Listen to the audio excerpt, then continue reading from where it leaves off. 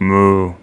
Like most racers, Forza Horizon 2 doesn't take story too seriously and uses the setup of this festival called Horizon to teach players that listening to loud and nonsense music while belligerently destroying property in an expensive car is the most normal thing in Europe. Like tea, what the fuck is that? I mean, tea? I mean, I just paid $10 for a latte and called that a day. Not a care in the world is expected while out partying with these ego-filled blow-up dolls of a person.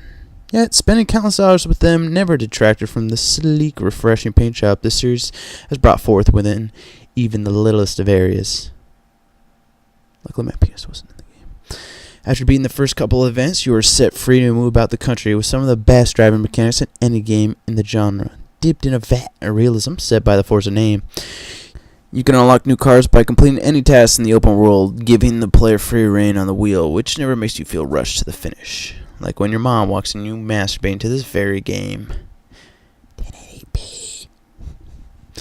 Usually having so many options would have you staring blankly at the screen, much like a PS4 owner does when asked to play a game. In this case, each victory, loss, or mistake leads to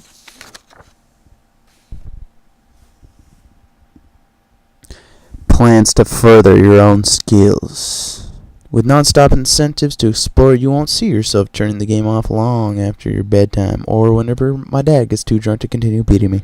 The Xbox One version does use the same engine as Forza 5, but with a heavily tuned-up nuance to it, giving it new life to the once distant, forgotten environment of the now seamless Forza experience, which screams next-gen every time you caress every inch of the countryside, and looking back at the carnage you created, much like taking the leash off your dog at the dog park, after giving him Viagra, mistaking it for his meds.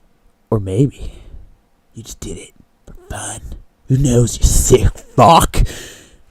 Yes, Horizon's more the arcadey type of way to it, but doesn't stop playground games from coming back to class after recess and putting in more gratuitous effort than a sweatshop worker who snorted Adderall for the first time. Or the second, or the third, or every day. For that matter. From the skybox, which changes weather patterns with the utmost realism, to the way the paint scrapes off your vehicle layer by layer, and specifically the dirt that collects at a steady rate the more you go off the beaten path. This game is a showcase of the artist's greatest masterpieces. Their work can easily be captured and shared with the much appreciated photo mode plus the Xbox One's baby upload studio. Forza as the series has always stood out more than a cow at a Bestiality Anonymous meeting when it comes to sound. Each individual car is painstakingly mic'd up to capture the heartbeat of the beasts that inhabit this open world adventure. You find yourself lost in every time you start up a vehicle. Playground games' sound engineering feats never skip a beat, far outperforming any of the competitions. However, as stated before, the voice acting is flatter than my mother, or as her boobies are known, 2x4. If only the plethora of radio songs were playable over the cutscenes.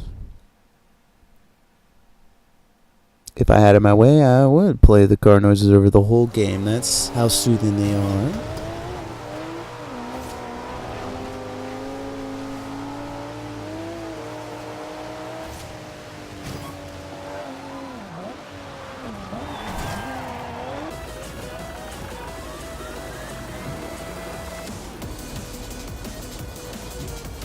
Dude, I like your wheels, but unfortunately they're not eligible for your current championship.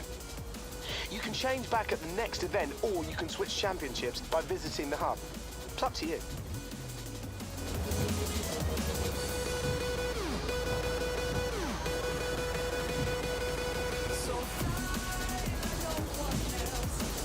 Seamless is an understatement in regards to multiplayer. I wouldn't be surprised if the game was called Forza Horizon 2 Online.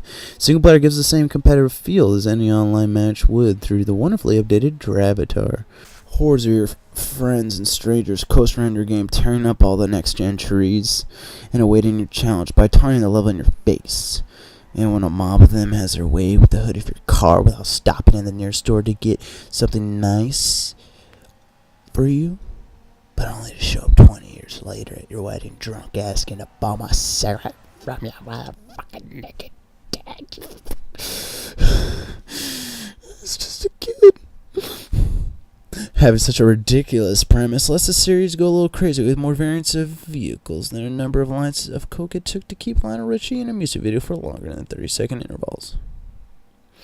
Game modes like Infected go for all out zaniness of the game world by having players trying to infect the rest of the human population, which leads to intense situations as you drive away from a swarm of green cars trying not to be one of them. Though I think the mode could have benefited by being properly called Ebola Simulator 2014. Sadly, the game makes it a little complicated to get Ebola. But as Forza Horizon works, just explore and you'll stumble upon your answers just like the police did when they didn't find that hooker that I didn't kill.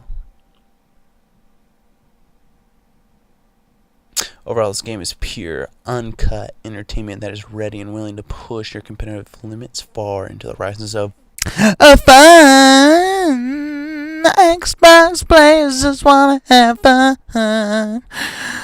If you're looking for fun, this is the game. I'm rating it a 9 out of 10, which means go buy it, get it, play it, repeat.